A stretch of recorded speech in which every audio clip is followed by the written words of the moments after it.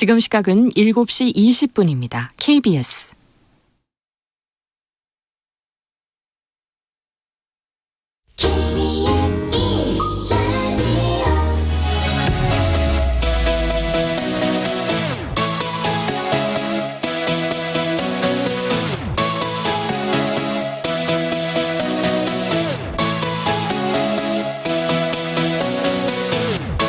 KBS 열린 토론.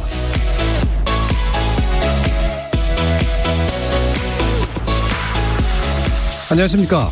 KBS 열린 토론 정준희입니다.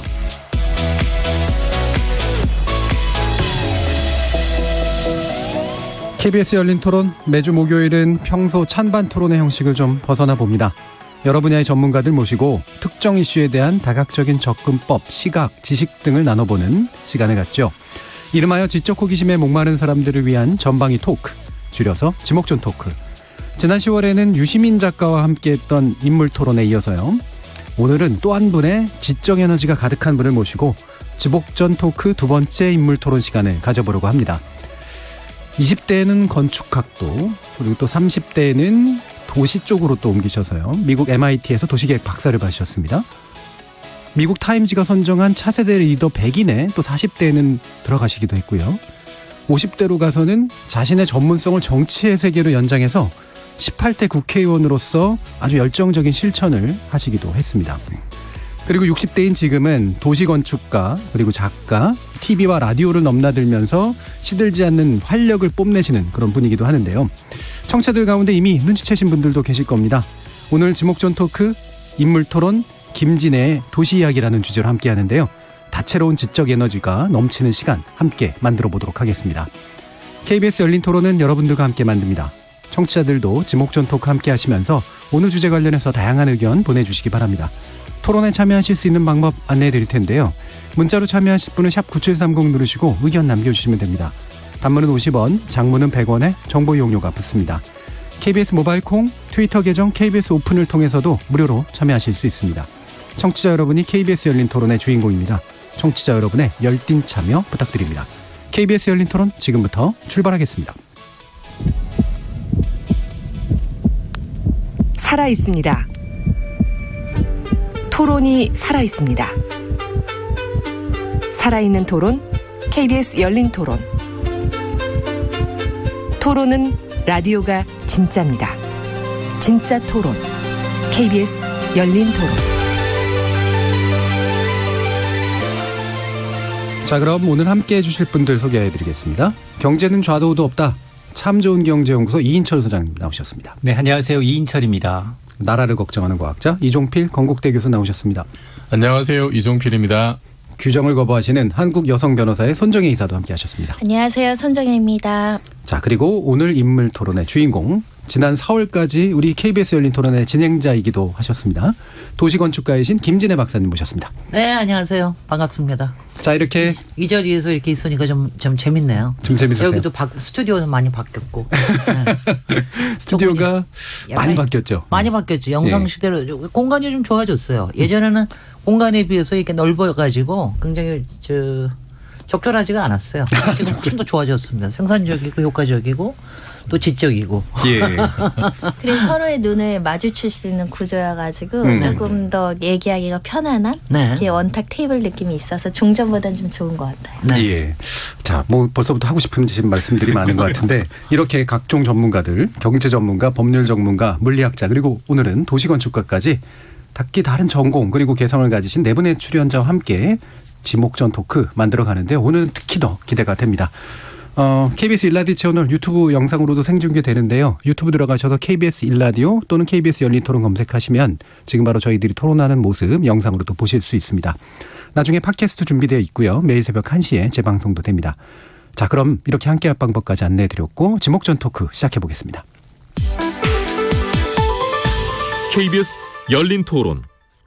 김진애 박사님이 도시를 이제 주제로 책을 3권을 쓰셨는데 처음 이제 10여 년 전에 책을 내셨을 때 그때의 도시에 대한 생각 그리고 지금의 도시에 대한 생각이 좀 많이 달라지셨는지 그게 참 궁금합니다. 건축가시죠? 대단히 좀 지적이고 개방적인 그런 건축가? 미학적인 그런 관심도 많으신 것 같고 본인의 작품 중에 대표작이 될 만한 건물이 어떤 건지 그런 게 궁금하네요. 김진애 박사님이 여성에 대해서 관심이 많으신 걸로 알고 있는데요. 제가 생각하기에는 자기가 그 기준을 잘 세워야 되는 거라는 거, 자기가 목적이 있으면 여성으로서도 잘 살 수 있을 것 같아요. 여성으로서 잘 살아가려면 어떤 준비가 필요하는지 궁금합니다. 정치인으로 저한테는 생각이 더 많이 들거든요. 자기 주장을 좀 확실하게 내세우는 것 같고 이렇게 좀 얼매이는 듯한 느낌은 아닌 것 같더라고요. 약간 이분이 진짜 추구하는 이제 정치가 어떤 건지 자기 뜻과는 다르게 또 정치를 펼칠 수도 있는 거기 때문에 그렇다면 이분은 그 속에서 어떤 정치를 펼치고자 하는 건지 그런 것들을 좀 알고 싶긴 하거든요. 도시 이야기 이번에 나왔다고 제가 얘기는 들었거든요. 건축에 대한 어떤 철학이라든가 우리가 몰랐던 내용에 대해서 많이 얘기를 해주셔서 그 본인이 생각하는 철학과 가장 맞는 그런 건물이나 장소가 있는지, 혹시 서울 안에서 좋아하는 장소나 건물이 있다면 어떤 게 있을까요? 자, 시민들의 말씀 들어봤는데요. 벌써부터 질문들이 쏟아지고 있습니다. 그래서 이것만 답하셔도 아마 오늘 시간 다 가실 것 같은데. 일단은 답하고 싶지는 않고요. 일단은 하여튼 초대해 주셔서 고맙고요. 사실 지난주에 책이 나와서 한 열흘 정도밖에 안 됐는데 이렇게 빨리 초대해 주신 거 보니까 좀 정관 예우가 있으신 것 같아요. 그 제가 이거 여기 좀 심하다. 더군다나 저는 오늘 아무래도 이제 책 세일즈 하러 나오는 것도 좀 될 텐데. 그래서 하여튼 굉장히 반갑고요. 제가 질문을, 지금도 이제 얘기하시는 질문을 이렇게 보면 행간이 느껴져요. 그러니까 저를 조금 알고서 얘기하시는 분이 있고, 그 다음에 건축가, 또 도시건축가라니까 이렇게 나오는 질문이 있고, 그래서 그런 부분들이 좀 있어서 제가 조금 얘기를 하자면은, 제가 지금 이제 도시이야기 이번에 책을 낸 것도 그렇고, 그리고 제가 방송에 나가서 도시와 건축에 대해서 얘기할 때 또 특히 이게 이제 뉴스공장에 김어준의 뉴스공장에서 쭉 이제 매주 하던 걸 3년 동안 한 프로에서부터 출발을 해서 이제 책을 쓰게 된 건데, 제가 평소에 이렇게 제 저기가 있어요. 저는 하여튼 멋있는 거 미학적인 거 이런 얘기 잘 안 합니다. 어디를 제일 좋아하세요? 그런 얘기 안 합니다. 왜냐하면 그런 얘기를 하는 것 자체가 사회에서 도시건축가에 대한 편견이 있어요. 그러니까 그러면은 이제 멋있고, 그래서 제가 뉴스공장 시작하면서 제가 딱 그랬거든요. 나는 여행 가이드 같은 역할은 절대로 안 하겠다. 더군다나 어디 가서 근사하고 이러는 거 보여주고 얘기하고 칭송하고 이러는 얘기는 절대로 안 한다. 그래도 쓰려면 쓰든지. 근데 효과가 있었습니다. 그 이유 중에 하나가 제가 이제 이번에 책 이름도 도시 이야기고 저기도 도시 이야기라고 제가 이렇게 한 게 그러니까 이야기로 좀 도시를 풀어나가고 싶었어요. 이야기로. 이야기라는 건 뭐냐면은 누구든 자기가 주인공이 좀 될 수 있는, 나하고 관련이 있는 거로 얘기가 들어오면 꼭 공간에 대한 얘기를 하더라도 그게 미학적으로 공간적으로 얼마나 멋있고 이런 얘기가 하는 게 아니라 그 안에 어떻게 해서 만들어졌고 무슨 생각이 그 안에 들어있고 거기에 어떤 인물들이 무슨 짓을 했고 이런 등등의 이런 식으로 얘기를 하면 사람들이 좀 관심이 더 커져요. 확실히. 그게 이제 어떤 때는 시사적인 의미도 있고 사회적인 얘기도 있고 어떤 때는 굉장히 다크한 얘기도 있고, 그러니까 그게 효과를 좀 발휘했던 것 같아요. 그런데 그거 3년 동안 할 수 있었던 거는 평균 10분짜리입니다. 그러니까 그렇게 짧으니까 그렇게 오래 할 수 있었죠. 딴 데서는 우리나라 방송에서 그런 거 안 만들어요. 그리고 방송에서 도시와 건축에 대해서 이렇게 만들거나 그러면은 여행 프로에서 주로 나오는데, 저도 작년에 알쓸신잡 해외에도 가고 국내 도시에도 가고 그랬는데, 알쓸신잡은 조금 나은 편이지만 대부분의 것들이 미화하고 예찬하고 칭송하는 쪽으로 갑니다. 그 안에 진짜 있는 얘기들을 잘 안 해요. 그러니까 제가 짜증이 나죠.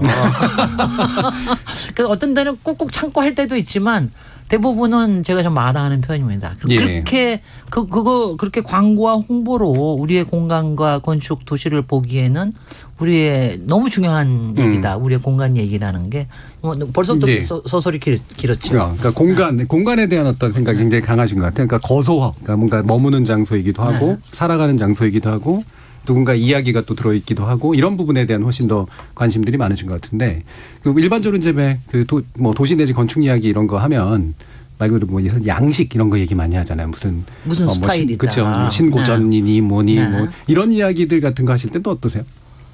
그거는 이제 얘기를 해주죠. 당연히. 네. 당연히 얘기를 해주는데 그 얘기를 할 때도 외국에 어떻게 얘기를 잘 안 해요. 그렇게 얘기 안 하고 우리나라에 있는 어떤 건물이 어느 스타일에 어떤 게 있다. 이렇게 얘기하면은 그리고 근데 그게 우리나라에서는 축소가 됐거나 조금 바뀌어졌거나 뭐 이런 식으로 얘기를 하면 알아듣죠. 아니 솔직히 르네상스 스타일이고 뭐 고딕 스타일이고 이런 거 우리하고 무슨 상관이에요. 특히 서양 건축의 그렇죠. 스타일 같은 건 아무 상관이 없는 일인데 그런 거 꼭 알아야 될 이유가 없거든요. 근데 우리에 있는 거하고 같이 연결을 시켜서 하면은 재밌어 하자. 그렇죠. 그거는. 르네상스 고딕 이거 시험 문제로 많이 공부했어요. 그래 맞아. 그런 공부 하나도 할 필요 없습니다.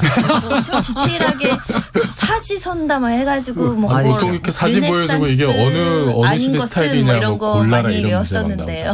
네, 막 그러니까 막 깝깝해요 그런 거.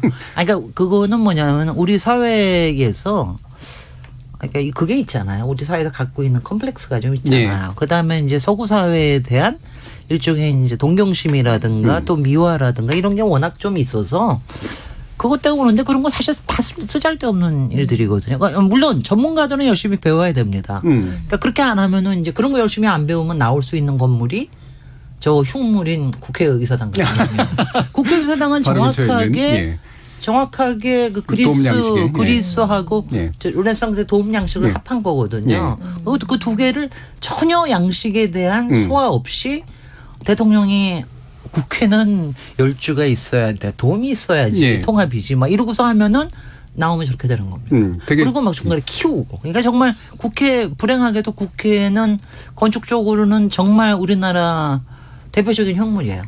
되게 괴이적은 그런 사실은 딱 봐도 약간 좀 이상해 보이거든요. 아니 정말 마징가제트나 그거 저희가 그 태국권 부위가 딱 나오고 막 그러고 싶잖아요. 근데 그건 정말 어색한 건물이거든요. 근데 이제 제가 그런 얘기를 많이 하고 그러는 게 뭐냐면은 저도 맨날 사람은 공간을 만들고 공간은 사람을 만든다 이런 얘기를 많이 하는데 그런 공간에서요. 아무렇지도 않게 저렇게 몇십 년 동안 저렇게 일을 하면 국회의원들 꼴이 저렇게 됩니다. 공간이 주는 규정력. 그럼요. 그럼 만약에 국회를 다시 짓겠다 그러면 머릿속에 그런 얘기 또 안 합니다.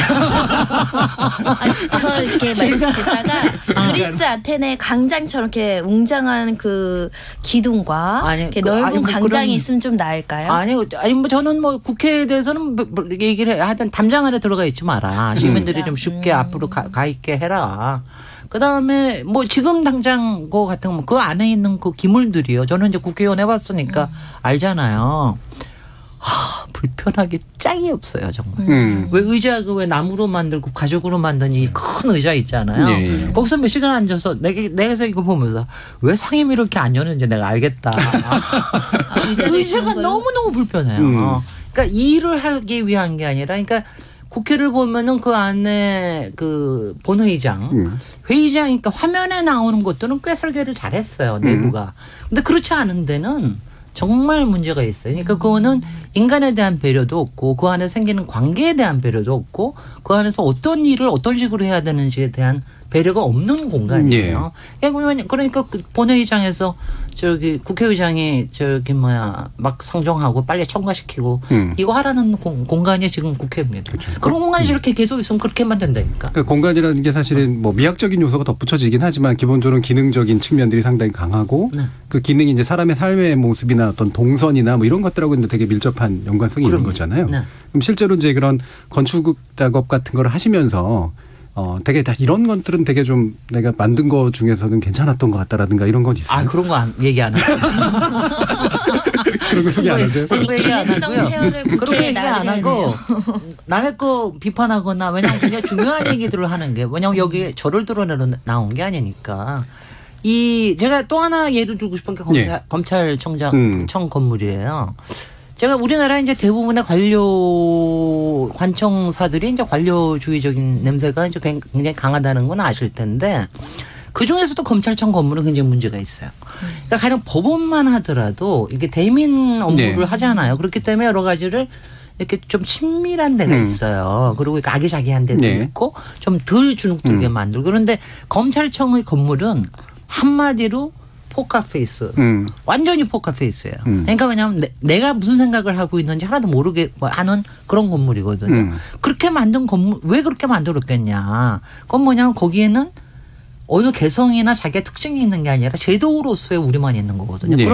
그런 건물에 저렇게 오래 살면 점점 그렇게 됩니다. 네. 그러니까 검찰청 건물 자체가 거기 들어가 보면 뭐 이렇게 주눅들이고 뭐 이러는 것뿐만이 아니라 시민들한테 저는 뭐 항상 이거는 시민들한테 어떤 영향을 끼치고 그 안에 있는 사람들인데 그 안에 있는 사람들한테는 이제 딱 칸막이로 만들죠. 예. 뭐든지 칸막이로 만듭니다. 국회도 마찬가지예요. 국회는 있잖아요. 의원회관은 제가 딱 보면 자영업자들 모여 있는 모텔 같은데요. 제가 막 얘기합니다. 근데 그렇게 딱 칸막이를 치거든요. 예. 그렇게 교수실도 마찬가지 아니에요. 그렇죠. 칸막이죠, 기본적으로. 딱 해가지고 칸막이. 근데 그런 게 검찰청 건물이 아주 전형적으로 포커페이스. 그러니까 내가 무슨 생각을 하고 있는지 모르면서 뭔가 꾸미는 예. 권력을 휘두르는 그런 게 우리 사회에 알게 모르게 굉장히 많이 작용을 합니다. 학교에도 작용하고 특히 관에서 하는 게 뭐 여러 가지들이 있잖아요. 예. 그러니까 그런 것들에 작용하는 게 그런 관료주의가 우리 사회의 창의성이나 상상력이나 아니면 인간과 인간과의 좋은 관계 그다음에 굉장히 좀 뭐라고 그럴까요? 좀 이렇게 생산적인 예.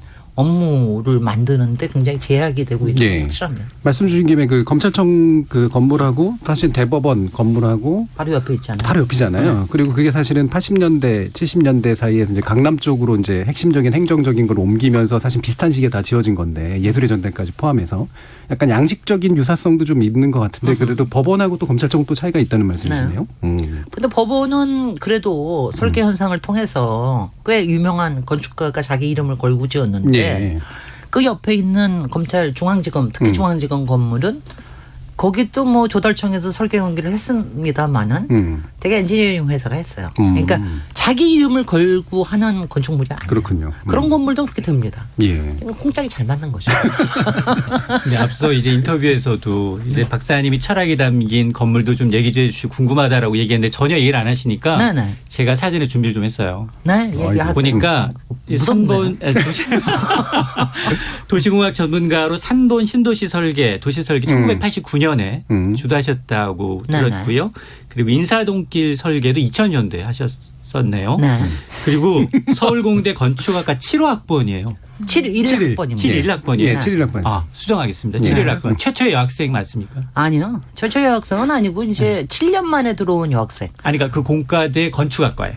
건축학과에는 저 혼자였죠. 그러니까 그것도 꽤 오랜만에 들어왔죠. 71년도면 우리나라가 그 당시 이제 경제개발 5개년 계획 막 2, 3단계 나갈 때쯤이었던 걸로 기억이 나는데 그때 아직 유시는 전이었습니다. 그렇죠. 네. 근데 이게 쉽지 않은 선택이거든요. 네. 공돌이라고 해서 몸을 써야 되거든요. 네. 그래서 건축학과는 대부분 다 남성 전유물이었어요.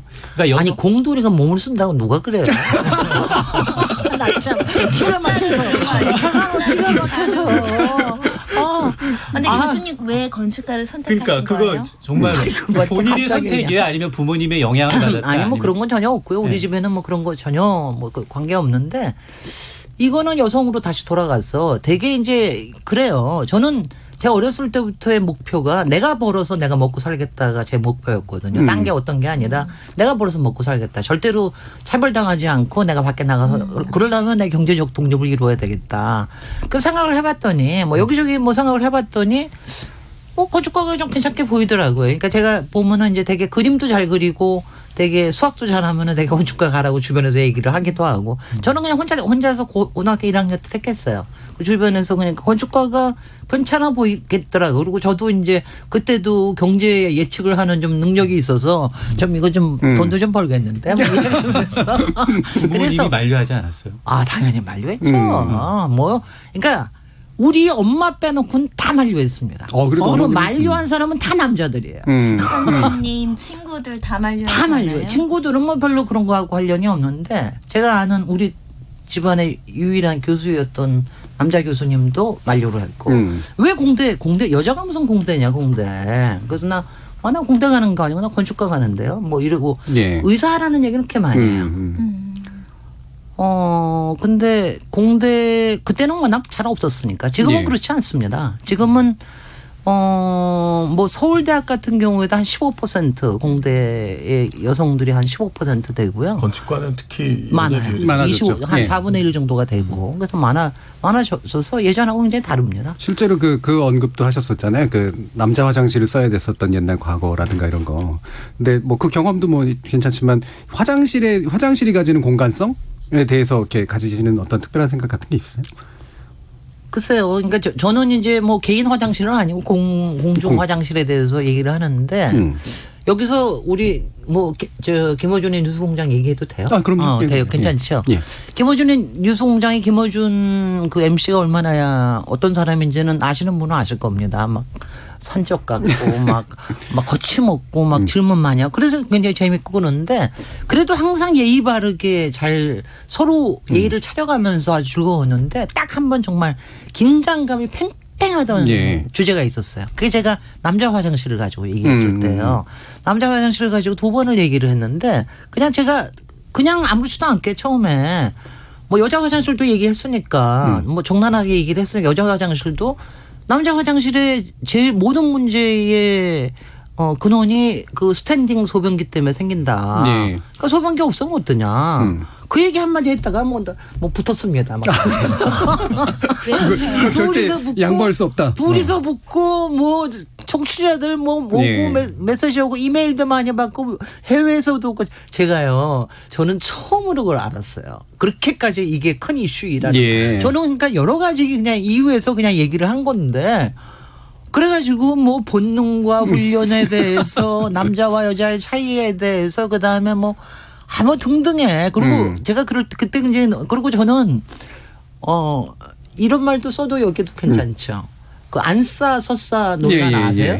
근데 저는 그때도 안싸 섰싸를 하나도 몰랐어. 이렇게까지 그랬더니 엄마들의 고민 중에 하나가 안싸 섰싸를 서너 살 유치원 들어갈 때 이 고민들. 집안에서는 여전히 전쟁이 일어나고 있다는 것도 그때 처음 저희 집안은 아주 예전에 평화를 구축을 했거든요. 근데 그래서 이제 그런 얘기들을 그게 뭐냐 일종의 사회 코딩 같은 거거든요. 근데 그런 그런 코딩이 공간에 굉장히 많이 숨어 있어요. 그렇죠. 어디에는 앉을 수 있고 어디에 들어가야 되고 그리고 그러니까 뭐 가는 김호중 공장장은 남자 화장실에 제일 불만은 왜 여자가 여기를 청소하러 들어오냐 뭐 이런 건데 뭐 등등해 뭐 여러 가지 있는데 그런 거가 아주 조그만 거 하나 같지만 그게 우리 사회를 굉장히 많이 크게 얘기를 하는 거거든요. 그러니까 가령 제가 그래서 그때 하도 김호중 공장장이 막 좀 뭐라 그럴까 긴장이 높아서 제가 다 얘기를 못했는데 저도 얘기 다 못했어요. 그래서 아니 왜 집안에는 남녀 구분 없는데요? 뭐 남녀 구분 없는 화장실 만나면 어때? 이런 얘기만 하니까 뭐 난리더라고요. 근데 실제로 스웨덴에서 처음에는 성중립 화장실이라는 것도 시작을 했고 지금은 그냥 아무렇지도 않게 화장실을 다 같이 공중 화장실을 남녀가 같이 쓰는 걸로 만듭니다. 근데 이제 제가 그쪽으로 가자고 그러는 게 아니라 여러 가지 등등의 얘기를 해보자는 뜻에서 얘기만 해도 그렇게 모욕적으로 받아들이시더라고요. 그러니까 굉장히 재밌습니다. 저는 남자 화장실에서 왜 남자들은 칸막이가 필요 없으실까? 저는 그게 좀 그렇잖아요. 바로요. 요즘 칸막이 생기는데요. 칸막이가 투명해요. 왜 만드는 걸까요? 우리 왜 만들었을까 이것만 가지고도 우리 50분 다 얘기할 수 있어요. 왜냐면 제가 가끔 요즘에 또 이제 성별 격차나 이런 거 없앤다고 그 남자 여자 표시에 색깔을 없애는 데가 있어요. 중성적으로 표시를 쓰잖아요. 급할 때 여자 화장실인 줄 알고 뛰쳐들어갔는데 남자 화장실이에요. 그러면 적나라한 뒷모습도 실수로 볼 때가 있잖아. 어떨 때는 남자도 분명히 어떤 경우에는 수치감이 있을 텐데 청소하는 아줌마 들어올 때 수치감이 느낄 텐데 왜 여기는 칸막이가 없을까? 그런 의문. 그래서 이제 저도 뭐 제가 여기서 이렇게 얘기하면 남자 소변기에 문제가 많이 생기는 이유가 남자는 조준을 해야 되는 문제가 있는 거 아니에요. 그러니까 그 문제하고 그거에 대한 성의. 그다음에 제가 얘기하는 게 오늘도 이거 끝나면 이제 난리 할 겁니다. 우리 여기도 청취자들이 남성들이 많을 텐데 아마 저 여자 페미니스트다 뭐 운운하고 그럴 텐데 저 페미니스트하고 아무 상관없이요. 저는 이렇게 생각을 하는 거예요. 하루에도 몇 번씩 자기 성기를 만지는 게 이게 건강하냐 이거예요. 그리고 그거 끝나고 나서 꼭 내가 손을 씻는지 안 씻는지 잘 모르겠다. 왜냐하면 남자 쪽에는 손 씻는데도 좀 작은 편이거든요. 그러니까 이런 거를 바꿀 수 있는 방법이 있는데 왜 안 바꾸냐. 그러니까 네. 바꿀 수 있는 가능성에 대해서 얘기를 해보자는 게 왜 문제가 되는지 좀 모르겠어요. 우리 예. PD님 너무 재밌어하시네요. 근데 그거는 이제 이 실제로 그 화장실을 이용하는 남성들이 우리 불편해. 우리 수치심을 느껴. 뭔가 변화를 해야겠어라는 목소리가 나왔을 때 그게 대두되면 좋은데 안 쓰는 사람들이 변화를 그러니까 우리 주장하는 사회는 아직도 굉장히 오래 오래 갈 이제 겁니다. 그런 문제 같아요. 그러니까 제가 뭐 이것도 여쭤봤던 이유가 이제 공간성이라고 하는 게 우리를 규정한다라는 표현을 이제 처음에도 좀 썼는데 그 박사님 쓰신 책에서 보면 키워드들이 등장하는데 아까 코딩도 잠깐 얘기하셨잖아요. 네네. 공간에 의해서 조롱당하지 않는 것, 뭐 이런 조종당하지 않고 우리를 얼마나 예. 주눅들게 합니까? 그러니까, 그런 게 맞습니까? 그러니까 이런 것들이 또뭐 화장실에도 방금 말씀하신 것처럼 자기 무의식 중에 받아들인 것들이 이제 또 바깥에서 보면은 전혀 아닌 다른 모습으로 보이기도 하고 그래서 굉장히 다른 시각들이 이제 되게 중요한 거잖아요. 이렇게 뭔가 이렇게 공간에 대한 이야기나 도시에 대한 이야기를 하실 때 그런 코딩에 관련된 이야기를 네. 더 만약에 해주시면 어떤 게 있을까요? 그러니까 뭐 그런 게 왜냐하면 하여튼 차별하는 거 엄청나게 많거든요. 차별하고 그다음에 은근히 못 들어오게 하는 거. 지금 네. 솔직히는 뭐 우리나라 아파트 단지의 대부분은 다 차별이고 자기 그렇죠. 성체입니다. 네. 딱 예. 담으로 둘러싸고 안에 게이트만 딱 있는 거니까는요. 그러니까 가령 그 화장실 문제뿐만이 아니라 여기저기에서 가령 벤치 같은데 예. 벤치에 왜 이거 가운데 다 못 들어놓지 못하게 다 예. 이거 만들잖아요. 팔걸이가 비슷하게. 예. 팔걸이가 아니라 가운데 이제 못 들어놓지 못하게. 예. 그러니까 그런 게 요새는 제가 굉장히 답답한 게 뭐냐면은 그런 걸 그냥 당연하게 받아들이시는 거예요. 그 다음에 요새 나오는 벤치들은 등받이가 없거나 아니면 팔걸이도 없는 것도 굉장히 많아요. 그게 요새 디자인 유행이 그래요 그러고 네. 하지만 실제로 그게 좋은 거냐에 대해서 고민을 좀 해야 되거든요. 그러니까 이런 것들. 그다음에 어디에다 벤치를 놓느냐. 제가 벤치 얘기를 하면은 뭐 그런 거를 그렇게 하냐. 근데 세상 도시를 다녀보면 네. 벤치가 많지 않은 데는 미국 도시하고 일본 도시하고 우리밖에 없어요. 대부분의 중국이나 동남아시아 도시나 유럽 도시에 가도 길거리에 벤치가 굉장히 많습니다. 예. 여러 종류의 이 사람들을 배려를 해주는 거거든요. 예. 우리 도시는 정말 배려가 없거든요. 뭐 이런 등등의 그런 것들이 많아요. 제가 남자 화장실을 특별히 이렇게 더 얘기했던 거는 제가 바로 대학 다니면서 남자 화장실을 드나들었기 때문에 제가 화장실 문제를 너무 잘 알죠. 예. 그 문제가 또 남자들의 그 생각들을 어떻게 만드는지에 대한 것도 굉장히 있고 그래서 뭐 그렇게 됩니다. 네, 화장실에 보면 재밌는 게 많습니다. 그런 것 중에서 서울이라는 도시는 어떻게 코딩된 도시인가요? 어떻게 코딩? 이거는 제가 오죽 제가 여쭙고 싶어요. 서울의 코딩이 어떤 거냐? 자. 제가 뭐 배우기로는 이정필 교수님이십니다. 네, 고맙습니다. 이제 넘어갔습니다. 그 성리학적 이상을 현실에 추구하려고 했던 그 조선의 개국 세력이 아주 계획적으로 만든 도시라고 사대문화는 배웠는데 제가 이제 요즘 느끼는 거는 한 600년 정도 수도 노릇 하느라고 너무 고생 좀 많이 한 도시가 아닌가.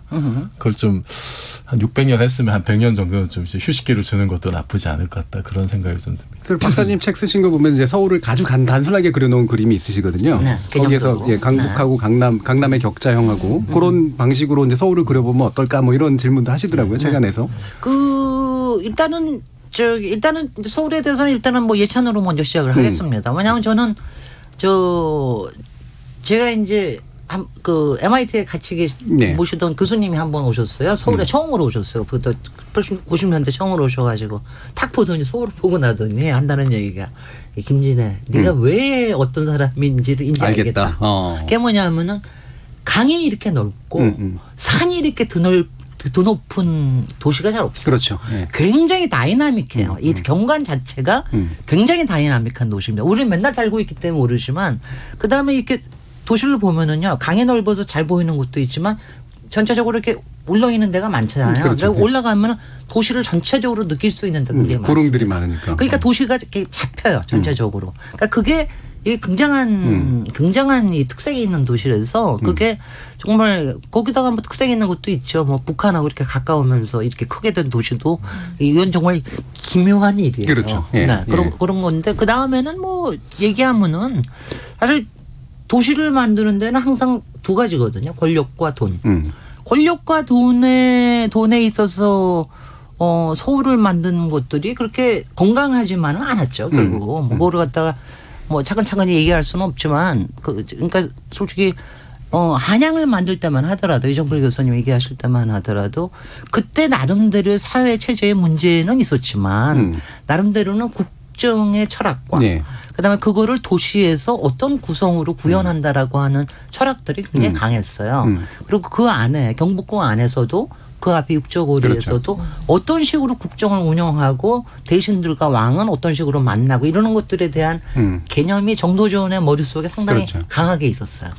근데 우리는 일제강점기를 거치면서 사실은 그런 것들을 너무 많이 잃어버렸고 일제강점기는 정말 전체적으로 수탈을 위한 구조였기 때문에 그다음에 그 이후에 전쟁 이후에 60년대 이후부터는 뭐냐면은 뭐 솔직히 하여튼 도시라고 하는 거는 도시 개발이라고 하는 건 항상 경제 개발의 하위 개념 아닙니까? 도구가 되고 그다음에 그게 권력을 특히 뭐 18년의 권력을 잇는데 도움이 되게끔 하는 그리고 그 과정에서는 오늘 뭐 너무 거기까지 가고 싶지는 않지만 그러니까 이미 힘을 가진 사람들이 계속 힘을 보강을 하거나 거기서 이득을 받을 수 있는 거. 그다음에는 말 잘 듣는 사람들, 특히 대기업들이 말 잘 듣는 사람들 아니에요. 네. 그러니까 거기하고의 그 네트워크를 통해서 그 사람들한테 끊임없이 일감을 제공을 하는 거예요. 그러니까 한약 예컨대 80년 우리가 이제 70년대부터 본격적으로 아파트 개발이 시작이 됐는데 그때는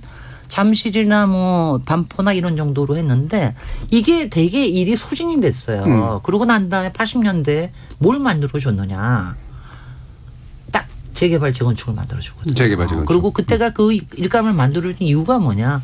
중동의 경기가 그렇죠. 죽은 거예요. 그러니까 대기업들이 그거를 만들어주기 위해서 이걸 만듭니다. 그러니까 이런 식으로 지금까지도 계속해서 그건 이어지고 있어요. 지금도 뭐 초고층에 관련돼 가지고 특히 재건축에 관련돼서 하는 거는 그런 게 끊임없이 여태까지 이어져 왔다. 그 사이에 가끔씩 브레이크가 있었지만 그리고 되게 거기서 만들어내는 공간들 그래도 뭐 괜찮은 공간들은 되게 있잖아요. 뭐 좀 이렇게 시민들의 국민들의 좀 시해 형식으로. 예. 그러니까 뭐냐면 이렇게 멋있는 것도 우리 만들 수 있어. 뭐 여의도 공원도 그렇게 이명박 시장 막 뭐 만들고 그렇죠. 공장 예. 만들고 예. 오세훈 시장 뭐 막 만들고 그런 것들로 이렇게 되게 그래서 하여튼 권력과 돈에 의해서 만들어진 게 이제 가장 크고요. 다만 이제 최근에 와서는 이제 확실히 이건 좀 다릅니다. 최근에는 뭐 이렇게 사회 기류가 좀 달라진 것도 있고 우리 시민들의 의식이 좀 높아진 것도 확실히 있어요. 예전하고 달리 공간에 대한 관심도 생기고요. 예. 예전에는 누가 그 리모델링 그렇죠. 해가지고 예. 들어가 살고 그랬어요. 요새는 조그만 것도 막 리모델링해서 살고 그러거든요.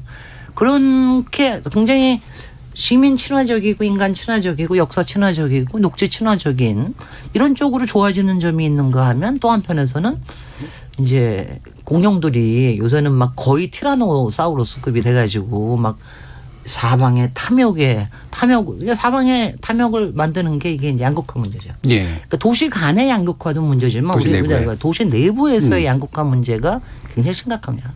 서울이라는 도시가 기본적으로 지리적으로 굉장히 다이나믹성을 품고 있는 도시인데 이게 특히나 이제 근대화 과정에서 권력이 자신을 강화하고 유지하는 쪽으로 상당 부분을 치중한 그런 코딩이라고 좀 또 보시는 측면도 있는 것 같네요. 이종필 교수님은 어떤 도시에 친숙하신가요? 저는 제가 그 부산에서 태어나서요. 예.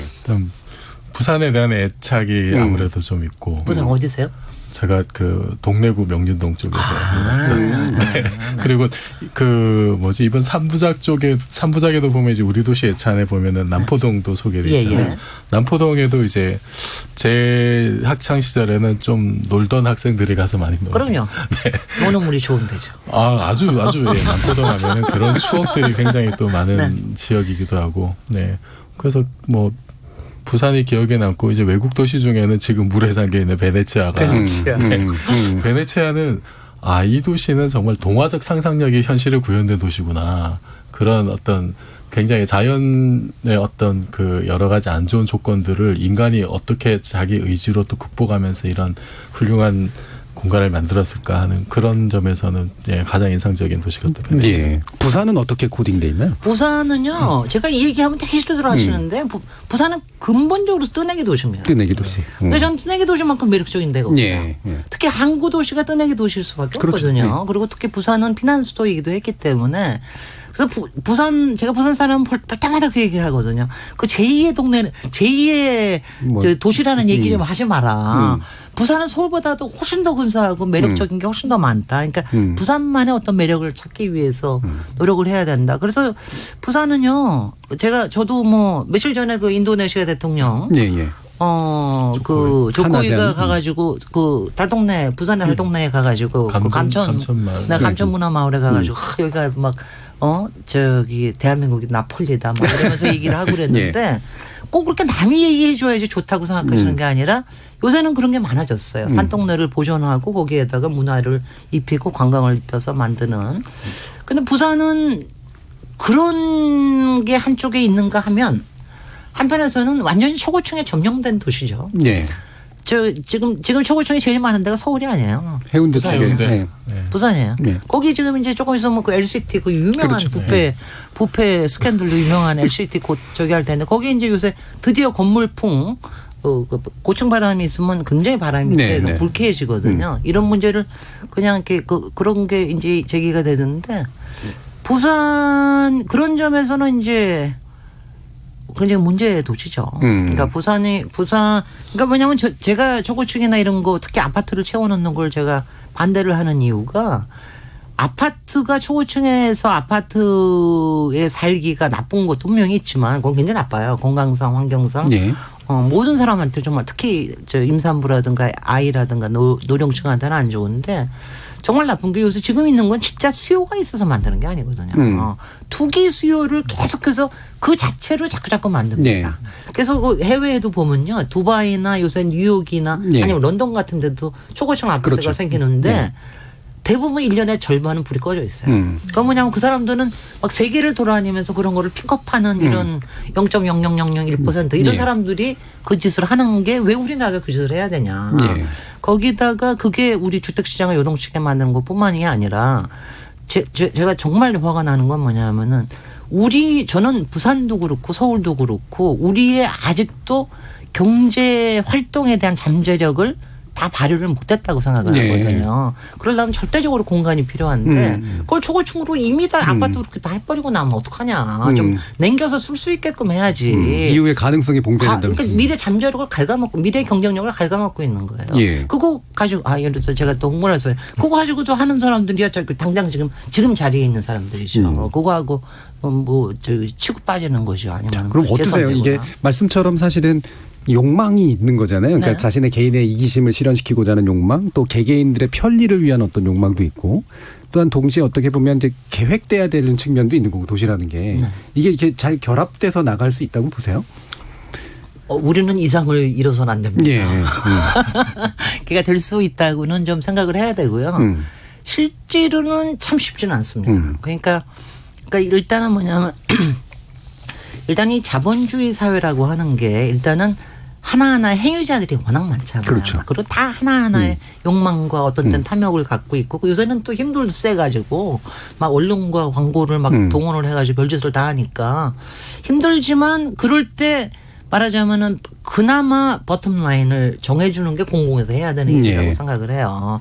그러니까 공공의 역할이라고 하는 거는 아무리 경쟁과 그 탐욕과 약탈과 이런 일이 시장에서 벌어지더라도 거기서 벌어지는 게 그래도 조금이라도 낮게 그렇게 너무 서로 망해가는 쪽으로 일어나지 않게 이렇게 해주는 게 이제 공공의 역할인데 그런 게 이제 너무 지금 잘 안 되고 있죠. 가령 뭐 제가 책에서도 꽤 많이 얘기한 게 저는 다 알면서도 문제를 못 고치고 있는 게 젠트리피케이션이거든요. 이건 뭐냐면 특히 상가. 주택은 좀 그렇다고 쳐요. 여기저기 가서 살 때도. 상가는 들어가서 한 3년 좀 있다가 하면 쫓겨나고 결국은 동네가 망합니다. 동네가 망하면 같이 다 같이 망해가는 상가야 젠트리피케이션인데 아직도 무슨 협정이나 이런 거 하고 있지 공공적으로 이렇게 제대로 저걸 만들고 있지는 못하거든요. 그러니까 이런 것들이 근데 그런 것들은 국회에서 관심은 잘 없어요. 그러니까 특히 어느 당은 관심 없어요. 그러니까 결국엔 뭐 완벽한 어떤 계획이라든가 이런 것들이 현실적으로는 불가능하지만 공공이 기본적인 어떤 가이드랄까 바탕이랄까 이런 것들을 잡아주는 역할은 여전히 상당히 중요하다. 그러니까 이제 저는 뭐 저기는 쉽지는 않지만 가령 국회에서는 적어도 공공선을 지킬 수 있는 그 기준선을 적어도 바닥을까지 치지는 않을 수 있는 그런 것들을 제도적으로 자꾸 만들어주고 그다음에는 이제 뭐 좋은 지자체장이나 아니면 좋은 정부가 그나마 선하게 이걸 행하고 이렇게 되면 예. 좋은데 저도 국회에 잠깐 있으면서 정말 저 국회에서 당연히 국토교통에 있지 않았겠어요. 속이 터집니다. 정말 터지는 게 어떤 점에서 터지냐 하면은 이래요. 저도 뭐 저는 빤하지 않아요. 저는 법안이 딱 올라오면 사업은 뭐 다 알잖아. 이게 누구 어디 지역 사업이고 누구 위원 사업이고 아는데 그건 저는 사업은 차라리 조금 눈 감아줬어요. 근데 법안은 딱 이거 오잖아요. 이게 누가 있는지가 딱 보여요. 아하. 어느 이권 때문에 그렇죠. 이 법안이 생겼는지가. 그런데 보면은 그때 그러니까 그 지역 국회의원도 딱 보이고 딱 그래요. 근데 법안도 여러 종류의 퍼블릭 공공적인 법안들은 계속 이제 공동 밑에 깔고 있다가 지연되고 지연되거나 그래도 결국 폐기되고 이러고 누가 이렇게 나서서 그리고 돈이 걸린 법안들은 체크닥 통과됩니다. 예. 그런 건 합의도 잘하고. 그러니까 그런 게 지금도 진행이 되고 있거든요. 그러니까 그런 것들이 정말 깝깝한 일이죠. 그렇죠. 예. 국회 정말 중요합니다. 그러니까 대단히 공공적인 일이면서도 사실은 또 돈이 오고 가는 일이기 때문에 권력과 연관돼 있어서 바로 그 부분에 있어서 이제 충돌되는 요소들이 참 많은 것 같은데요. 아마 네, 여기서 한 가지만 제가 좀 자랑스럽다기보단 제가 국회에 있는 동안 저는 4대강 사업 진실 규명 때문에 뭐 너무 그러셨죠. 힘들었지만 그래도 딱 한 번 보람이 있었어요. 뭐 대부분은 막 맨날 맨날 분노에 막 차가지고 다니고 있었지만 딱 한 번 정말 보람이 있었던 게 그때 뉴타운 예제법이라는 걸 만들었거든요. 이명박 정부 때. 네. 이명박 정부에 그때는 이제 만들었고 그다음에 하도 문제가 돼가지고 이걸 해지할 수 있는 일종의 맞아요. 탈출 출구법을 만들었어요. 그건 제가 뭐 여기서 자세하게 얘기할 수는 없지만 제가 아니었으면 그거 못 만들었어요. 정말 아니 그래서 제가 그때 이 생각을 했어요. 내가 정말 2년 반 동안 국회의원 하면서 너무 정말 맨날 좌절에 빠져요. 밤마다 좌절에 빠지고 내가 이 짓을 왜 해야 되느냐 이러고 있는데 그때만큼은 제가 처음으로 바로 이 자리에 이 시간에 이 자리에 이렇게 있다는 게 정말 중요한 거구나라는 걸 알았어요. 국회의원의 힘. 그러니까 그거를 그래도 한번 깨달아요. 그러니까 국회의원이 할 수 있는 일도 굉장히 많다. 그러니까 지금 또 좌절에 빠져 계시는 국회의원님들 그러다가 또 타이밍이 옵니다. 다시 국회로 가실 생각 없어요? 아니 그건 전혀 없고요. 예. 제가 지금 이 시점에 책을 내니까 또 뭐 북토 콘서트하고 그러니까 또 출마하는 거 아니냐 뭐 오늘 한 얘기도 오해하는데 전혀 그런 건 없고요. 역시 국회에 감히 남아주시는 분이 두 종류이실 텐데 정말 퍼블릭 마인드가 강해서 이걸 꼭 해야 되겠다고 생각하시는 분하고 하나는 그것밖에 할 수 없어서 그거 하시는 분들하고 있을 텐데 국회의원밖에 할 수 없어서 계시는 분들은 좀 안 해주셨으면 좋겠어요. 예. 네. 저 역시 이제 입법하는 행위 공공의 어떤 힘이 발휘될 수 있는 영역에서 국회의원이 할 수 있는 일들은 분명히 있기 때문에 힘내셔야 될 분들도 많이 있는 것 같습니다. 자, 청취자분들이 보내신 의견도 몇 가지 있을 것 같아요. 한번 들어보죠. 정의진 문자캐스터. 네, 안녕하십니까. 문자캐스터 정의진입니다. 인물토론 김진애의 도시이야기란 주제로 청취자 여러분이 보내주신 문자 소개해드리겠습니다. 먼저 콩 아이디 3699님. 안녕하세요. 낯익은 이름과 목소리 시민사회자님 반갑습니다. 도시건축, 환경중시, 생태공학도 꼭 필요한 분야의 토론입니다. 오늘 더더욱 경청할게요. 지목전 토론. 유튜브로 의견 주신 전딱표 청취자분. 어머나 김진애 박사님 나오셨네요. 오늘 너무 예쁘십니다 해주셨고요. 유튜브로 의견 주신 주효순 청취자분. 김진애 박사님 짱짱 좋아요. 멋지십니다. 유튜브로 의견 주신 블루드리머 청취자분. 좋아하는 박사님과 좋아하는 교수님이 한자리에. 반갑습니다. 김진애 박사님. 학창시절 우리의 주거문화 어떻게 달라져야 하나를 교재로 김 박사님을 가장 먼저 알게 됐거든요. 강의 교재라서 그랬는지 김 박사님은 좀 고지식한 분일 것 같다는 생각을 했었는데요. 알고 보니 너무 멋있는 분이세요. 콩 아이디 하얀새님. 외국에 여자용 서서 싸는 소변기도 있고 아파트에선 남자도 앉아서 쌉니다. 변화가 필요합니다. 콩 아이디 강기왕님. 김진애 박사님 역시 말씀 시원시원하시고 완전 사이다십니다. 그리고 화장실 얘기가 나와서 말인데 남자 화장실 구조 변경해야 합니다. 서서 생리적 현상을 해결하면 위생상 안 좋은 부분이 분명 있습니다. 디테일한 설명은 생략할게요. 그래서 저도 와이프에게 매일 구박받으며 살고 있습니다. 콩 아이디 양정희님. 맞습니다. 우리나라는 정말 공간의 차별이 극심해요. 그리고 국회 건물을 회의 가능하게 바꾼다면 우리 정치 달라진다의 한 표입니다. 유튜브로 의견 주신 이창섭 청취자분. 김진애 교수님한테 하고 싶은 말 있습니다. 교수님 같은 분이 신도시 설계 같은 것을 하셔야 하지 않나 싶습니다. 콩 아이디 개그마니다님, 김진애 전 의원님 21대엔 다시 의원으로 컴백 어떠세요? 라고 보내주셨네요. 네, KBS 열린 토론 지금까지 문자캐스터 정희진이었습니다. 예, 청취자들 의견 받아봤는데요. 역시 화장실 문제가 가장 저희 많이 웃었습니다. 예, 반향을 일으키고 있는 것 같습니다. 김진애 박사님 1년에 한 번꼴로 책을 쓰신다고 제가 알기로 한 30권 이상 수쳤고 아까 네, 보니까 꽤 청취자분들도 또 이렇게 예전에 쓰신 책을 가지고 공부하신 분들까지 나올 정도면 역시 이제 여러 가지 이야기, 열정, 성실함까지 다 갖고 계신 분인 것 같습니다. 그래서 후반부에서는 이 김진애 박사님이 걸어오신 인생에 관련해서 우리 패널분들과 함께 또 재밌는 이야기 한번 나눠보도록 하겠습니다. 여러분들께서는 KBS 열린 토론과 함께하고 계십니다.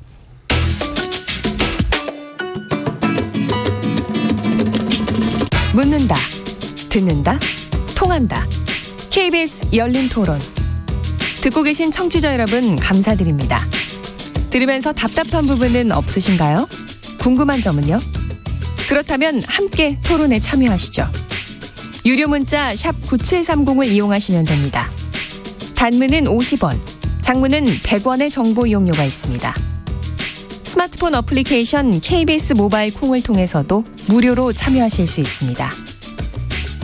KBS 열린 토론은 언제나 열려 있습니다. 듣고 계신 KBS 열린 토론은 매일 밤 1시에 재방송됩니다. 자, 지목전 토크 계속 이어가 보겠습니다. 지적 호기심에 목마른 사람들을 위한 전방위 토크, 인물 토론, 김진애 도시이야기. 도시건축가이신 김진애 박사, 참좋은경제연구소의 이인철 소장, 물리학자이신 이종필 건국대 상호교양대 교수, 그리고 한국여성변호사의 이사이신 손정혜 변호사, 이렇게 네 분과 함께하고 있습니다. 자, 그럼 후반부 이야기들 들어갈 텐데요. 앞에 부분 이야기 들으시면서 궁금하셨던 내용들 우리 패널분들 많으셨을 것 같아요. 이종필 교수님 어떤 거 궁금해요? 저는 여러 가지 많긴 한데 이제 선거철 되면 이제 여러 가지 공약들도 막 나옵니다만 이제 한쪽에서는 서울을 더 키우자. 이렇게 인천, 경기도 다 합쳐가지고 무슨 그런 더 엄청나게 큰 도시를 만들자라는 얘기도 있고 또 부산 쪽에서는 김경수 도지사였나요? 그분이 부울경 공동체를 만들어서 메가시티를 만들자라는 얘기도 나오고 있는데 이게 또 언뜻 보기에는 이게 이제 지역 균형 발전이라는 그런 측면에서 보면 좀 이렇게 거꾸로 가는 것 같기도 하고 과연 우리 수도권이나 아니면 저기 부산 쪽 이런 주장들에 대해서 어떻게 평가하시는지.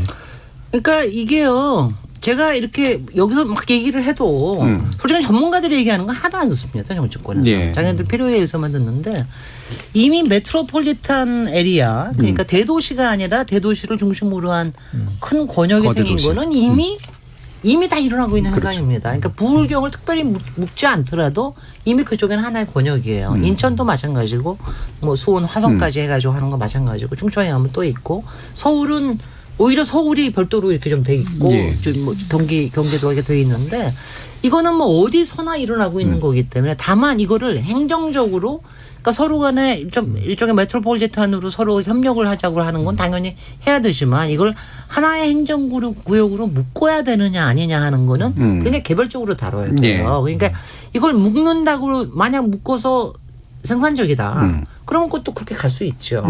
저도 어저께 어디 가서 강연할 때 그쪽에서 굉장히 반대하지만 중장기적으로는 이게 합해지는 게 더 좋을 수가 있다 이런 얘기를 하고 그랬는데 그 대신 어떻게 합하느냐 이런 거. 그러니까 저희가 합한 게 마창진 합했잖아요.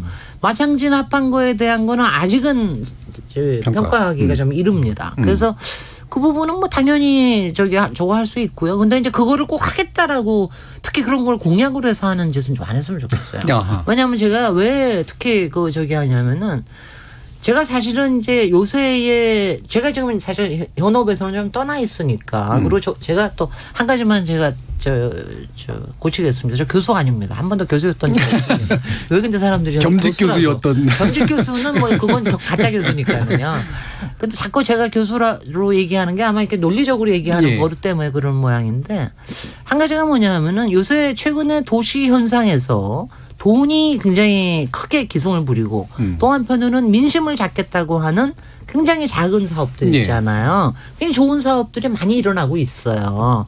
그런데 그 와중에서 제가 사실은 굉장히 걱정이 되는 건 뭐냐면은 조금 근본적으로 구조적으로 바뀌는 부분에 대한 이 그립이 잘 없어요. 예. 그게 뭐냐면 가령 지금 제가 아까도 얘기했지만 도시 간의 양극화, 예. 그다음에 도시 내의 양극화, 그다음에 가령 지방의 소멸, 뭐 빈집 문제 이런 부분들에 대해서 지금 왜냐하면 이런 것들은요 어느 한 지자체에서만 나서서 하는 그렇죠. 문제가 예. 아니에요. 상당히 국가적으로 얘기를 해야 되는데 사실 그 부분에 대한 토론이 솔직히 너무 없다. 물론 이제 일부는 있습니다만은 가령 우리가 뭐 사회정부에서는 굉장히 크게 말하자면 지역 균형 개발에 대해서 사회적인 토론이 계속해서 됐거든요. 그렇죠. 근데 이제 그런 것들은 지금 거의 없어지고 이제는 저는 속상하게도 뭐 세종시를 어떻게 키우냐 이런 얘기만 해서 이제 미워 죽겠는데 죄송합니다 세종시 아니.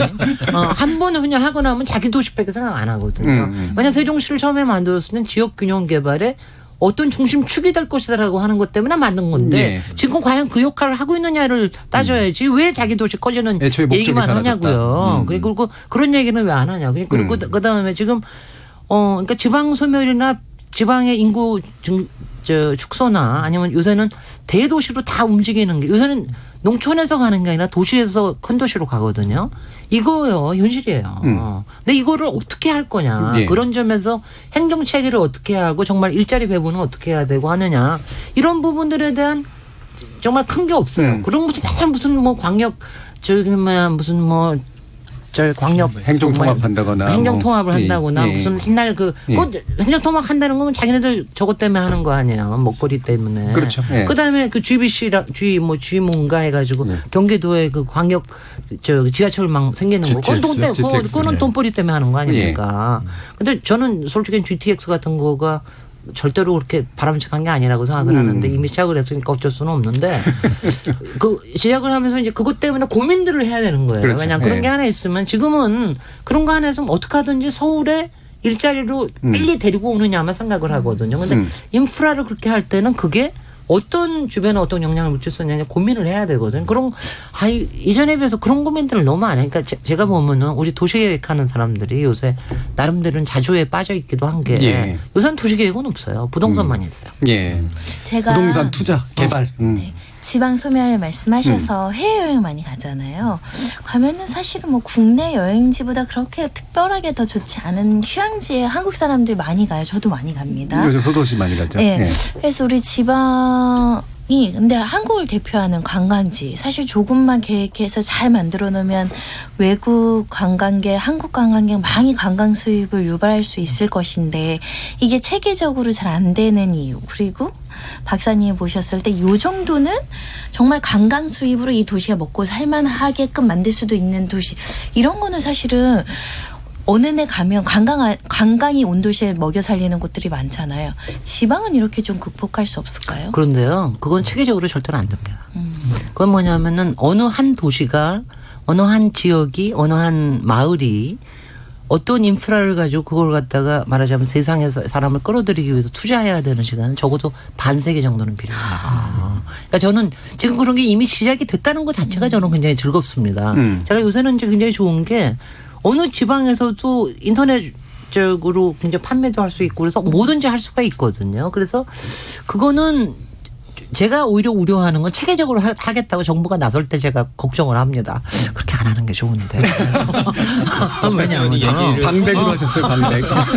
하지 않는 게 왜냐하면 그런 좋으시답니다. 것들은요. 되게 보면은 근데 정부에서 해줘야 되는 이런 그런 것들이죠. 그런데 쓸데없이 이상한 개발에 들어오지 못하게 해주는 거라든가 인프라를 어떻게 하면 조금 연결을 해준다라든가 아니면은 뭐 혹시 뭐 통신 판매에서도 뭐가 될 수 있다라든가 아니면 관광청의 브로셔에 그런 것들은 또 이미 좀 하고 있는데 막 체계적으로 왜냐하면 이런 저기를 하실 거예요.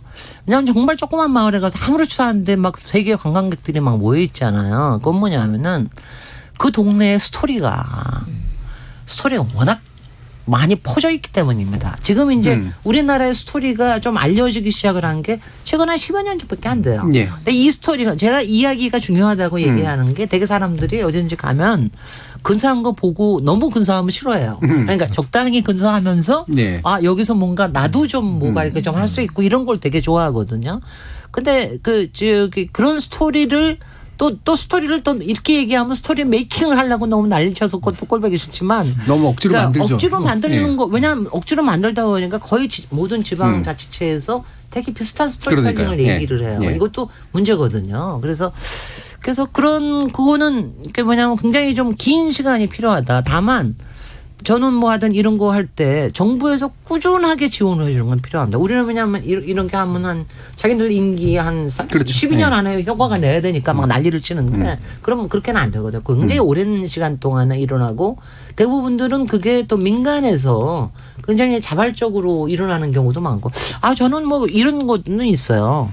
우리나라도 부자들 많잖아요. 그 부자들이 외국의 부자들이 굉장히 사회적으로 존경을 받는 것 중에 하나가 좋은 건물 사거나 아니면 오래된 마을이나 이런 투자해가지고 그런 걸 만들어주는데 협조를 하고 그러거든요. 우리는 그런 게 잘 없어요. 그 타워팰리스 같은 데 가서 잘나고 들지만 말고. 외국은 큰 부자들이 자선으로. 큰 부자들이 일종의 하나의 문화 활동으로 공간을 발굴하고 그거를 그리고 그 사람들의 가장 큰 목적 중에 하나는 자기가 죽고 나면은 뭔가 공간에서 그 뮤지엄이 됐든 도서관이 됐든 이런 거 하나 만드는 게 자기네들 꿈이거든요. 기억되죠. 그렇게 해서. 그렇게 돼야 되거든요. 그렇게 됐으면 좋겠습니다. 여행 인프라 얘기해서 제 고향이 제주도예요. 제주도는 정말로 지금 앞서 이제 도시 발전이 권력과 자본이라고 말씀을 하셨는데 이제 과거와는 달리 가보면 해마다 바뀌어요. 가보면 중국 자본이 들어와서 리조트를 형성하고 영리병원을 만들다가 또 멈춰서서 폐허가 되고 이러다 보니까 사실은 제주도는 경관상 5층 이상 건물을 못 짓게 돼 있거든요. 그랬었죠. 예. 그러다가 어느 순간 가보니까 뭐 호텔부터 대기업 자본의 이제 리조트는 그게 무너지고 있고요. 그다음 하물며 혁신도시 안에는 아파트가 20층짜리가 넘는 게 들어가 있더라고요. 그러니까 이게 제주도의 어떤 정체성을 지키면서 자본이 휘둘리지 말아야 되는데 그걸 휘둘리니까 뭐 올레길이 아무리 잘 정비돼 있어도 몇 번 가보면 실증 나잖아요. 그리고 전국에 다 따라하잖아요. 그러면 제주도만의 특색이 없는 거예요. 그러다 보니까 뭐 계속해서 관광객은 늘어나니까 뭐 제2공항을 만들고 인프라에 대한 투자는 하고 싶은데 돈은 없고 정부가 또 인허가권을 갖고 있는 사업에 대해서는 정부의 이제 허가를 받아야 되고 이러다 보니까 딜레마인 거예요. 과거처럼 이제 제주도는 사실 일자리가 별로 없습니다. 그러니까 관광업에 굉장히 많은 의존을 하고 있고요. 그리고 토지의 대부분 절반 이상은 외지인들이 다 갖고 있어요. 그러다 보니까 현지인 사람들은 수입도 낮고 이제 일하는 게 이런 서비스업에 종사하는 게 굉장히 많은데 근데 지금처럼 어떻게 하면 이 잡음의 조정을 당하지 않으면서도 제주도의 어떤 정체성을 지키면서 관광 인프라는 되게 많거든요. 볼거리도 많고요. 직접 체험할 것도 많고 세계 어느 곳을 돌아다니고 봐도 제주도만큼 그렇게 많이 인프라가 뛰어난 데가 많지가 않거든요. 그러니까 이 장점을 좀 살릴 수 있는 좀 아이디어 좀 주세요. 아니 이미 장점은 다 갖고 있고요. 그다음에 다행히 제주도는 그래도 최근에 와서는 조금은 이제 반성을 하는 김입니다. 근데 뭐 사실 돌이킬 수 없는 일은 땅을 너무 많이 팔아버렸다는 거예요. 왜냐하면 그거는 굉장히 문제가 되는 거. 땅을 팔아버리면 그 사람들은 호시탐탐 특히 중국 자본들은 뭔가 거기 하려고 일을 벌이려고 들거든요. 그리고 중국의 관광개발 같은 건 정말 무섭도록 규모도 크고 그래가지고 그러니까 그렇긴 하지만 그래도 요새 최근에 와서 조금은 정신 차렸고요. 그다음에 또 하나가 뭐냐면은 제주도 오버 투어리즘에 시달리고 있거든요. 그렇죠. 예. 그러니까 그 오버 투어리즘이 얼마나 문제가 왜냐하면 오버 투어리즘 때문에 사람들이 좀 안 가기 시작을 했어요. 그러니까 문제가 또 되거든요. 그래서 그거에 대해서 지금은 좀 이제 왜냐하면 적정한 규모를 생각을 해야 될 때입니다. 그러니까 오버 투어리즘 때문에 생기는 문제가 우리나라의 뭐 북촌이나 베네치아도 마찬가지고요. 오버 투어리즘 생기면은 결국은 그 아까 상가 젠트리피케이션 때처럼 결국은 망해가는 길이거든요. 근데 지금은 제주도는 오히려 너무 지나치게 관광 쪽으로 가지 않도록 하는 그다음에는 이제 대부분이 지금은 외지인이 들어와서 외지인의 자본으로 외지인의 일자리를 만들고 있다가 어떻게 하는 게 지금 이제 대부분의 케이스인데 그게 그렇지 않을 수 있도록 하는 방법은 뭐냐 뭐 이런 고민을 해야 되겠죠. 원희룡 도지사님이 그런 거나 좀 고민을 하시죠. 제가 이제 관광지 나왔으니까 교수님 책에 도시를 여행하는 방법, 권하는 방법 이런 것들 분류해 놓으셨는데 좀 설명 좀 해주시면 좋겠습니다. 그거는 제가 별책에 이렇게 해놨는데요. 별책에. 조그만 별책. 여기 아주 조그만 별책. 왜냐하면 그 솔직히 주책은요. 그래도 뭐 재밌기는 하지만 그래도 조금 이제 어려운 내용들이 있어서 이렇게 조그만 거로 이제 미끼 상품을 만들었어요. 근데 여기에서 이제 도시 여행법. 저는 도시 여행이 주니까 자연 여행하고 도시 여행은 확실히 달라요. 자연이라는 거는 저는 뭐 아주 고차원적으로 얘기하면은 우주의 비밀을 알러 가는 게 자연여행이고요. 그다음에 천체의 비밀과 막 이런 거를 알러 가는. 도시여행은 결과적으로는 사람을 알러 가는 거기 때문에 그래서 이제 도시를 요새 많이들 여행을 하죠. 여행의 시대이니까. 근데 거기에도 제가 세 가지로 나눈 게 이제 딜레탕트 스타일, 그러니까 애호가 스타일, 여행의 애호가 스타일, 그다음에 프로 스타일. 그다음에 고수 스타일로 해가지고 거기에 여행법을 많이 썼는데요.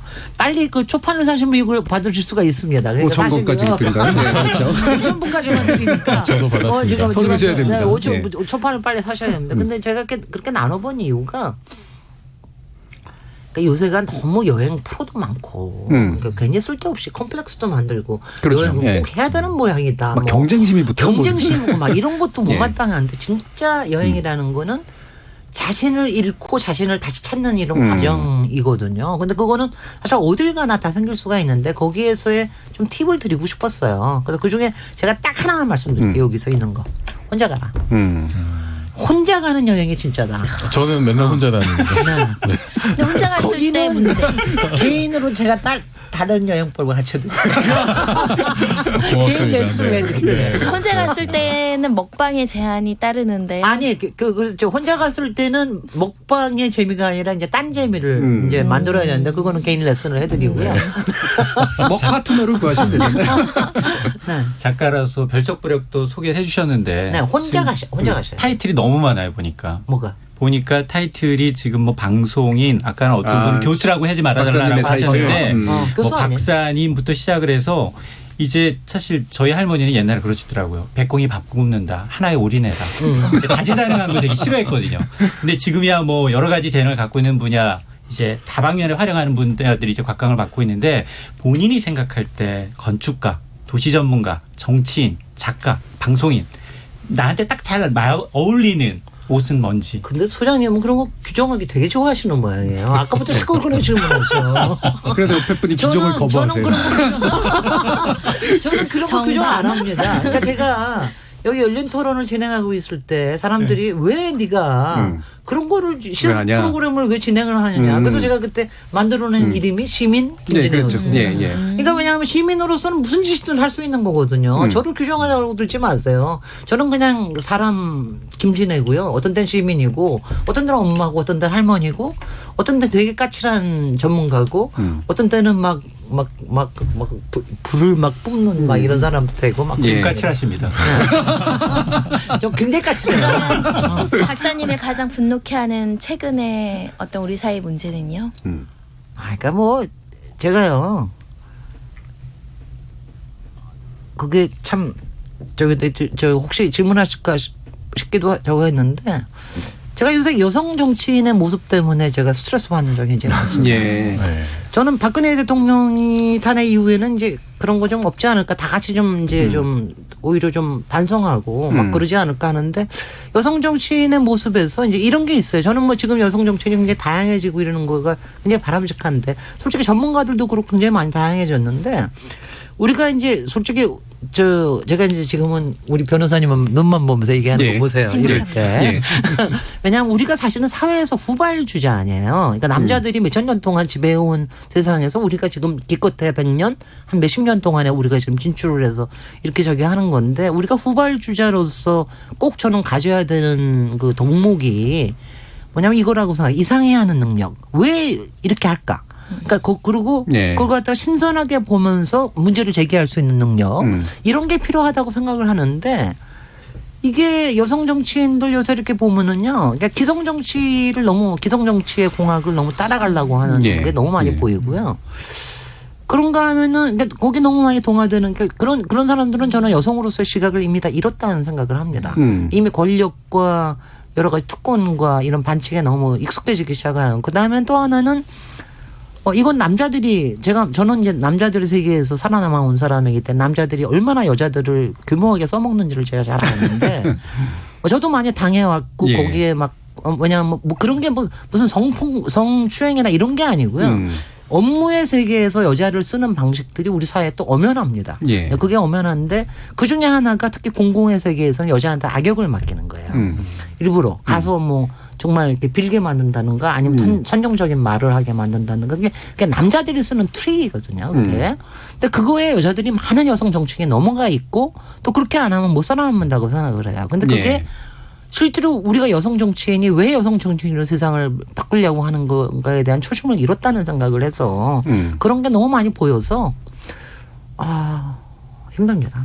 어떤 데 뭐냐면 많이 왜냐하면요 저도 아무래도 여성 일이라 그러면 항상 좀 팔이 안으로 굽거든요. 예. 조금이라도 더 잘 저는 하다못해 예전에 박근혜 대통령 잘 봐주려고 얘기한다고 막 욕먹고 막 그러는 사람인데 조금이라도 좀 잘 봐주려고 좀 노력을 하는데 그렇지 못한 게 많아서 그럴 때마다 왜냐하면 그럴 때는요. 딴 때는 이제 일을 해결하고 그러면 뭐 괜찮은데 이런 거는 그냥 씁쓸해져요. 그다음에 이런 게 제가 이럴 때 기준이 딱 하나가 있는 게 제가 우리 남편하고 이제 새벽마다 정상회담을 하거든요. 우리는 이제 자주 못 만나니까 정상회담을 다시 하는데 이런 주제는 우리 정상회담에서 올라오지는 못해요. 왜냐하면 올라오면 남자가 일단 너무 기분 나빠요. 그러니까 말을 더 이상을 못 하고. 왜냐하면 저는 그래도 여성이니까 이걸 어떻게 해서 구조적으로 이런 문제에서 그리고 저도 좀 같이 논의하고 싶은데 토론이 안 돼요. 이런 건 참 나쁜 문제거든요. 그러니까 어떤 것은 토론 위에 올라와서 기분이 나빠지는 문제가 아니어야 되는데 기분을 불쾌하게 만드는 그런 행태들이 너무 많다. 제가 특정인을 지정하지는 않겠습니다. 그러면 우리가 이제 4차 산업혁명 시대가 바뀌고 여성들의 사회적 위치가 높아졌으니까 그러면 우리들의 여성은 그러니까 여성들을 위해서 너희들은 변해야 되고 너희들의 어떤 지금 과거의 그 해악 이런 것들이 좀 변해야 되는데 우리는 어떻게 변해야 될까요? 여성들 우리 여자? 이대로 살아가면 될까요? 아니 뭐 여자나 남자나 다 변해야 되는데요. 저는 여기서는 그냥 딱 한마디만 항상 해요. 우리 안에 남자든 여자 안에 있는 모든 사람들 속에는 남성성과 여성성이 같이 있다. 이 양쪽에 있는데 그걸 근사하게 넘나들어라. 그거 하면서 살 수 있어야 된다. 그러니까 정준희 교수님 지금 막 내하시는데 본인의 여성성이 굉장히 강하신 모양이에요. 드러내세요. 제가 좀 얄밉습니다. 아니 그게 여성성이 풍부하다. 아니 근데 이게 이럴 때 우리가 남자들이 여성성이 풍부하다 그럴 때는 섬세하고 관찰 잘하고 따뜻하고, 배려 잘하고 가령 우리 문재인 대통령은 굉장히 여성성을 잘 넘나드시는 분이죠. 뭐니까 그러니까 그런 걸 얘기하는 거고 가령 저는 굉장히 남성성이 강한 여자예요. 그러니까 좀 추진력 막 저도 제가 한번 눈에 불을 켜면은 이제 못 당합니다. 막 그렇긴 하지만은 저의 여성성을 일부러 부정하려고 한 적도 있었어요. 저도 사회생활 하면서. 왜냐하면 그게 사회생활 하는데 방해가 된다고 생각하고. GI적인 컴플렉스 같은 거죠. 뭐 이런 게 있습니다. 다. 근데 그게 아니라 적재적소에 여성성과 남성성을 넘나들 수 있어야 저는 왜냐하면 지금 4차 산업혁명이라는 게 절대적으로 상상력과 창의력이 필요한 거라는 건 확실하거든요. 물론 우리 공학도의 마인드도 필요하겠지만 공학도도 이 자연과학 저는 솔직히 그렇죠. 공학도는 아니시죠. 자연과학도는 신의 마음을 헤아리시는 분이죠. 저는 공학도니까 저는 인간의 마음을 헤아립니다. 근데 이렇게 그러니까 이런 창의성과 상상력이라고 하는 게 우리 사회의 이 경직된 성 고정관념 같은 거 가지고는 절대 안 나온다고 생각을 해요.